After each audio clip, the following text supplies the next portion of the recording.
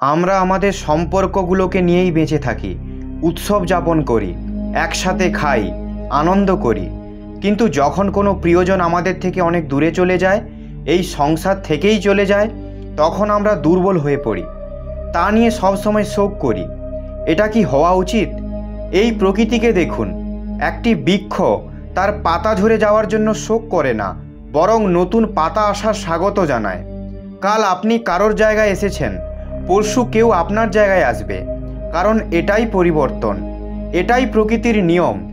যা আপনার থেকে হারিয়ে গেছে তার জন্য শোক না করে যা আপনার কাছে আছে তা নিয়ে আনন্দ করুন। শ্রীকৃষ্ণ বলেন, ঈশ্বরের কাছে সমস্ত প্রাণী সমান, সমস্ত প্রাণীর মধ্যে ঈশ্বরের বাস। ঈশ্বরের কাছে কোনো জীব ছোট বা বড়, কেউ অধিক প্রিয় নয়। যে তার ভগবানের সর্বদা আরাধনা করে, ভগবান তাদের সাথে সর্বদা থাকেন। সম্পূর্ণ ব্রহ্মাণ্ড চরাচরে সব জায়গায় ভগবানের বাস। এটা ঈশ্বরেরই মায়া, যা পুরো ব্রহ্মাণ্ডে লিপ্ত। সেই ঈশ্বর পৃথিবীতে মধুর সঙ্গীতের মতো, আবার সেই ঈশ্বরই অগ্নির উষ্মা। আবার সেই ঈশ্বরের বাস প্রত্যেকটা প্রাণীর মধ্যেই আছে। সন্ন্যাসীরা তাদের চিত্রকে শান্ত করে ধ্যানে লীন হয়, যা সংযমের লক্ষণ। সেটাও ভগবান। এই সংসার নশ্বর। যে অত্যাধিক সুখে এবং অত্যাধিক দুঃখে যে অবিচলিত থাকে, সেই প্রকৃত জ্ঞানী। সে জানে যে এখানে সমস্ত জিনিসই ক্ষণিকের। এই জীবন কর্মপ্রধান। যে ব্যক্তি কর্ম করে, পরিশ্রম করে নিজের জন্য কিছু অর্জন করে, সেই বাস্তবিক পক্ষে ফলের ভাগীদারি। অন্যথা সে চোরের মতো বসে বসে এইসব পাওয়ার আশা করে। যে ব্যক্তির কাছে আপনার জন্য মান সম্মান নেই, তাদের সাথে থাকা ব্যর্থ। সে সবসময় আপনার জন্য শত্রুতার মনোভাব রাখবে। এরকম ব্যক্তির সঙ্গে থাকার থেকে উত্তম আপনি একলা থাকুন।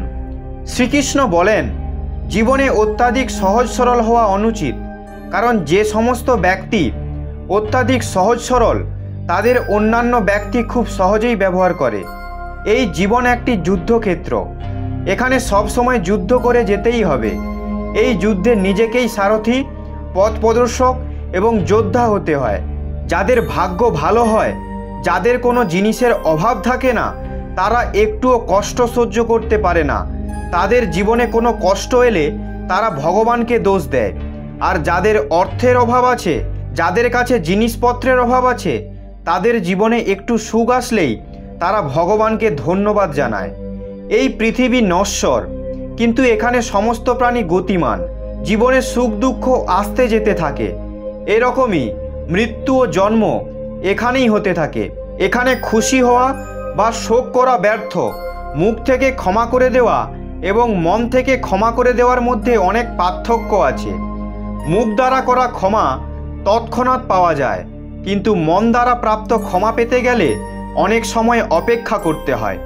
ভগবান তার ভক্তদের পরীক্ষা সব সময় নিতে থাকেন। এই পরীক্ষায় ভক্তদের অনেক কষ্ট সহ্য করতে হয়।